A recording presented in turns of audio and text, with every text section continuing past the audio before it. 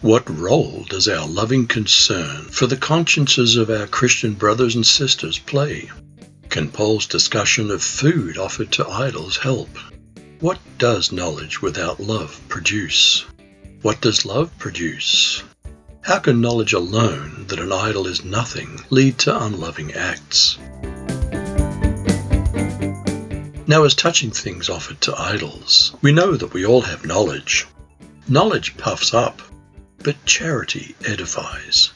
Food offered to idols, shared with pagan priests and friends, was a sensitive dilemma for Corinthian Christians. Is loveless knowledge missing the most important knowledge? How much do we actually know about others' sensitivities? If any man thinks that he knows anything, he knows nothing, yet as he ought to know.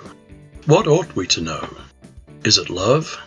Treating each other's sensitivities with love is more important than a know-it-all attitude. Is loveless knowledge harmful? How does loving God help? But if any man love God, the same is known of him. The most important knowledge is that God knows us. He knows us if we love him. In this situation, what knowledge could have come without love? As concerning, therefore, the eating of those things that are offered in sacrifice to idols, we know that an idol's nothing in the world, and that there's no other God but one. The specific knowledge that was being addressed was that everybody knew that an idol was really nothing at all. Are there sports and political heroes and lords of this world colloquially called gods? For though there be that are called gods, whether in heaven or in earth, as there be gods many, and lords many, what ought our attitude be? Ought we to be single-minded as to who we worship?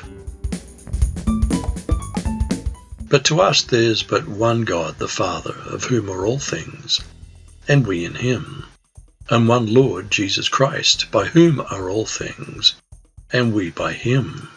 Do some in the church venerate national and historic figures, denominational founders, national flags, or exalt later church traditions above the teachings of Jesus, the apostles, and the prophets? Ought we to cause offense about such issues? What if some people believe a particular act is a sin, which others believe is not?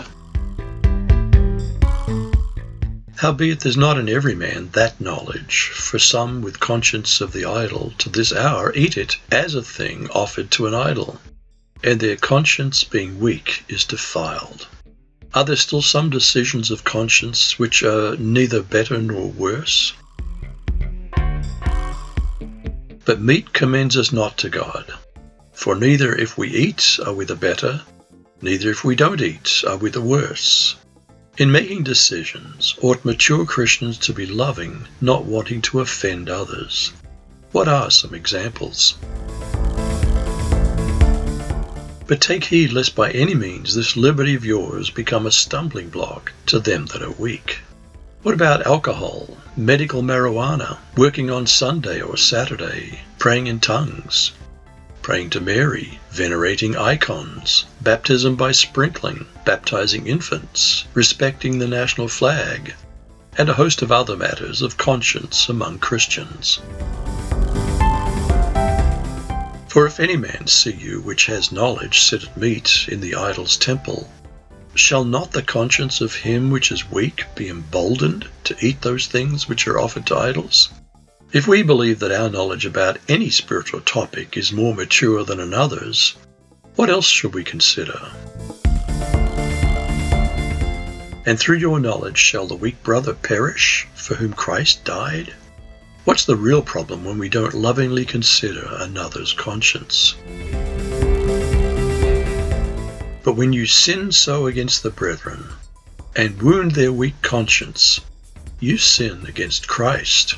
What's Paul's personal resolve regarding such potentially offensive and sinful behavior? How far are we willing to go as not to offend?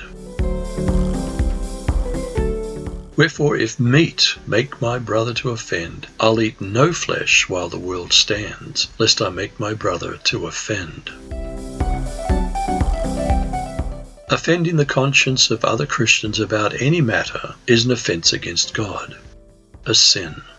Yet we all offend unknowingly at times.